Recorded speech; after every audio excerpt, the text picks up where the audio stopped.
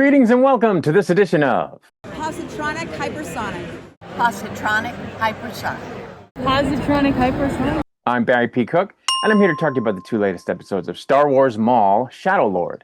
The first one, episode 3, was called Whispers in the Unknown, and it picks up right where the previous episode left off, with Jedi Padawan Devin Izara having escaped her cell in the Shadow Collective's hideout on the planet Janix. She is, of course, immediately cornered by Rook Cass and brought to Maul, who waits politely in front of a small table. He invites her to sit down and asks her if her injured arm is healing, and then attempts to win her over by comparing their experiences, recapping his own narrative and insisting that they have a common enemy in Darth Sidious, who, of course, is Emperor Palpatine. The scene ends with Devin stealing Maul's lightsaber, using her Force abilities, and igniting it.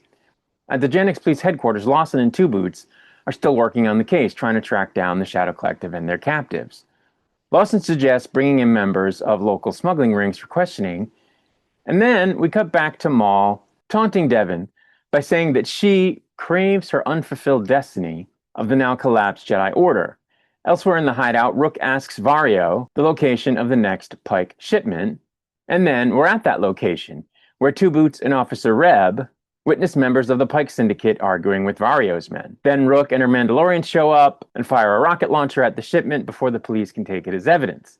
The smugglers escape in the ensuing chaos. Lawson makes his best effort to watch his son Riley's sports game, which Riley initially appreciates, but then Lawson is approached by Master Daki, who warns him about Maul. Lawson asks Daki why Maul is interested in Devin, to which the Jedi Master replies that is another mystery. Then Lawson is called away to the incident at the docks, and Riley notices that he's disappeared and is disappointed in his father.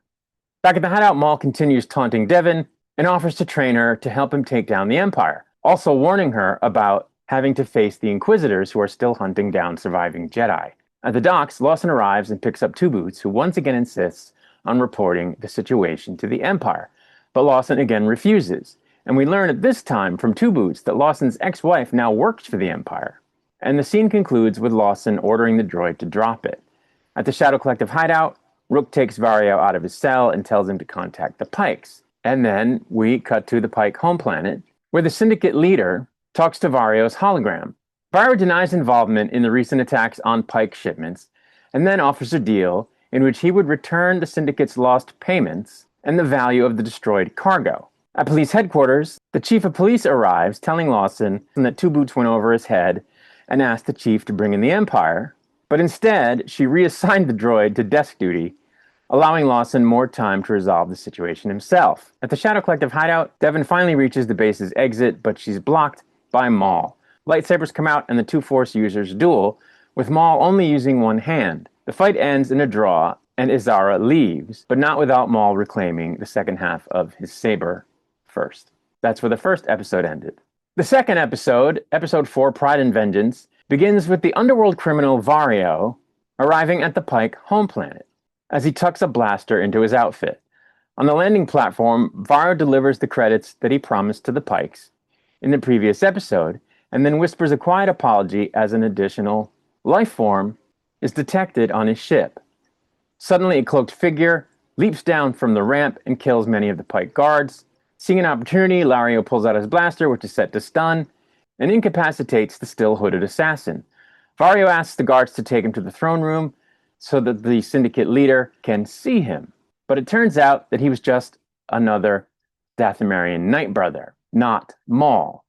But then Maul uses the Force to open the chamber's sealed door, enter, and kill the Pike leader, quite gloriously, among many others of the remaining Pikes. In a monologue over the Pike leader's corpse, Maul recaps his history between himself and the Pikes, and then places the captain of the guard in charge of the Syndicate. Next, we're back in Janix City, where Devin runs through the streets after having escaped the Shadow Collective's lair. In the alley of a marketplace, she's reunited with Master Daki, and they retreat into their underground hideout. Daki tells Devin that they should leave the planet immediately, but she wants to bring Maul to justice now that they know where to find him. Instead of doing this themselves and risking exposure, they agree to call in Lawson from the local police force. At police headquarters, Lawson receives an anonymous transmission providing the location of Maul's base, and the chief approves the use of a strike force to bring him down, reminding Lawson to make sure he gets him this time. Upon learning this new information, Two Boots decides to finally alert the Galactic Empire, but Lawson shuts down his droid partner before he can make the call. At the Shadow Collective lair, the two Jedi watch the police arrive, and Maul's spybot observes from nearby as well. Entering into the base, Lawson and his men find only Vario, who presents a holographic message from Maul, who says the police are outmatched by his faithful Night Brothers and Mandalorian warriors. Maul offers a deal of protection from Imperial involvement in exchange for his ability to operate unimpaired on Janix. Of course, Lawson turns Maul down and demands that the former Sith Lord turn himself in, along with all of his underlings, for a fair trial under Janix law, not the Empire's. Instead, Maul tells Lawson to die well, and then the mercenaries attack the police as the Jedi watch from above. They then spring into action and confront Maul in his hiding spot, with Daki once more asking Maul to surrender peacefully. Maul urges the Jedi to live their lives and use their powers to the fullest, instead of hiding from the Empire, and this back and forth naturally devolves into a lightsaber duel. Meanwhile, a police probe droid gets a position on Maul, and Lawson sneaks out from the battle in pursuit. Master Daki manages to slice open one of Maul's mechanical legs during the fight. But the duel ends with Maul about to kill the Jedi Master, which he's only stopped from doing by Devin blocking his killing blow at the last moment. Maul lets the Jedi leave and departs himself while the spybot spreads smoke around the base, obscuring everything and everyone from view just as Lawson finds the two Jedi. He tells them to depart the area before backup arrives, and soon the chief is on the scene, spotting Lawson emerging from the smoke. While he's escaping through the sewer with Rook, Maul's damaged leg begins to act up, so he collapses the tunnel behind to prevent any followers. But the spybot calls in to report something else that's rather troubling for the collective. In an alley, Devin confronts Daki as he recovers from the fight. Two Boots shows up after being reactivated and apologizes to Lawson for what's about to happen. That's when we see the familiar sight of an Imperial Star Destroyer arriving over Janix City. And that's where the second episode ended. So I'm continuing to like this show. As I said in my breakdown and review of the premiere episodes, I was a big fan of animated Star Wars over the years, and this show is so far just really, really good. Sam Witwer as Darth Maul is just incredible. I'm amazed that they turned this character into such a rich, interesting, scary, powerful, in terms of a narrative character, when he was in that one movie and died. It's crazy. And he was very one-dimensional in that one movie, but they've evolved him into this really awesome character. And I'm really enjoying, the further sort of adventures of this character, even though he's quote-unquote a bad guy. So it's really crazy. But, it's a good show. Like I said, the lightsaber scenes, the force use scenes are insanely awesome. It's just really, really good.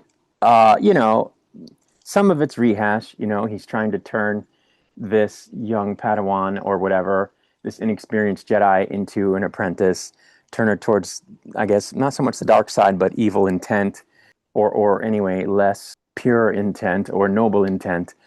And we've seen that before a bunch of times, but, it's different every time in subtle ways. So I'm looking forward to seeing how it goes. And now that the Empire has arrived, it's going to get interesting. Remember, Darth Vader's very much around because Luke Skywalker's a baby.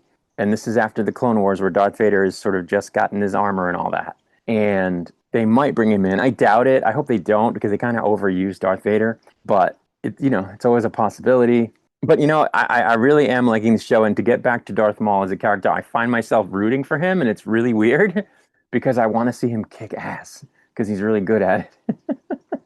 So, I don't know. We'll see where I am at the end. Am I on his side? Do I think he's, more of a villain and want to see him fail? I don't know. We'll have to see.